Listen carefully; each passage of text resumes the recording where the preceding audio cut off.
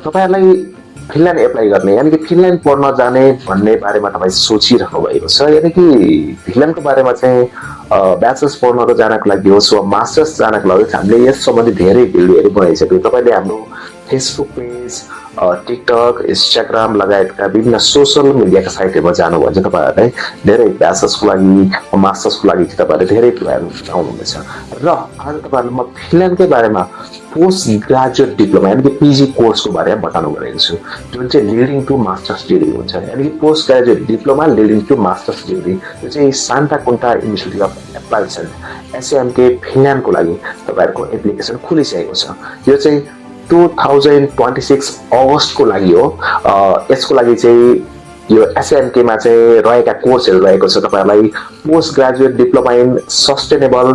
business management जुन चाहिँ रौमा क्याम्पसमा छ त्यस्तै अर्को post graduate diploma tourism and business management छ यो चाहिँ पोरी भन्ने क्याम्पसमा छ यसको लागि चाहिँ तपाईहरुको एप्लिकेसन ओपन भइसकेको छ र एकदम बुझ्नुपर्ने कुरा तपाईहरुलाई थाहा होला फिनल्यान्डमा चाहिँ 100 युरो एप्लिकेसन फी लाग्छ भने यस कलेजमा चाहिँ तपाईहरुले एप्लिकेसन फी तिर्नु पर्दैन र एप्लिकेसन फी वेभर हुन्छ र अर्को इम्पोर्टेन्ट चीज बुझ्नुपर्ने कुरा भने चाहिँ तपाई फिनल्यान्ड एप्लाई गर्नको लागि चाहिँ नर्मली तपाईहरुको ब्याचलर्स गरिसकेपछि 2 इयर्सको तपाईहरुको वर्क एक्सपीरियन्स चाहिँ तपाईहरुको रिक्वायर्ड हुन्छ कि ब्याचलर्स डिग्री कम्प्लिट गरिसकेपछि तपाईको 2 इयर्सको वर्क एक्सपीरियन्स चाहिँ चाहियो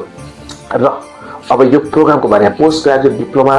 लिडिङ टु मास्टर्स डिग्रीको बारेमा चाहिँ के छ यसका कुराहरु भन्दाखेरि चाहिँ यो प्रोग्राम 1 इयरको हुन्छ 1 इयर ड्युरेसनको हुन्छ र त्यसको ट्युसन फी चाहिँ तपाईको 10,800 युरो पर्छ यसमा र तपाई जुनसुकै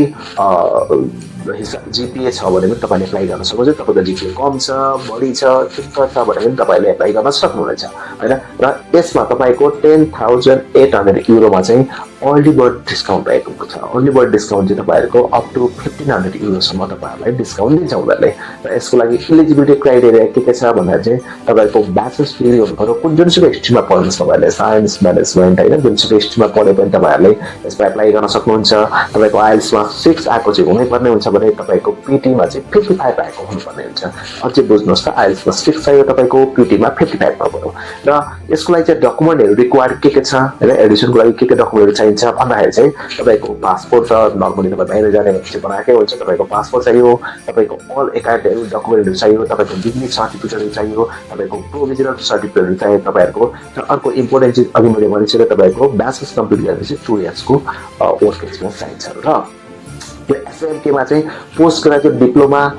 लिडिङ टु मास्टर्स डिग्री कोर्सको लागि एप्लिकेसन पिरियड चाहिँ खुलिसकेको छ यो चाहिँ तपाईहरुको फेब 2 देखि फेब 16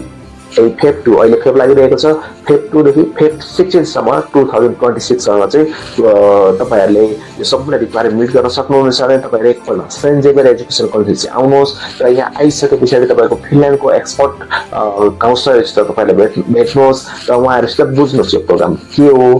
यो इन्स्टिट्युटमा जाँदाखेरि के हुन्छ तपाईको फ्युचर करियरहरु के हुन्छ प्लानिङ के हुन्छ अलिकति बुझेर जानुपर्छ बाहिर पढ्न जानको लागि चाहिँ र त्यसको लागि तपाईहरुले एकपल्ट सेन्ट जेभियर कलेज भिजिट गर्नु होला र यो सम्पूर्ण कुराहरु तपाईले बुझेर आफ्नो फर्दर स्टडी मास्टर्स लेभलको स्टडी तपाईले फिनल्यान्डमा जाने आफ्नो सपना छ भने त्यो सपना तपाईहरुले पूरा गर्न सक्नुहुनेछ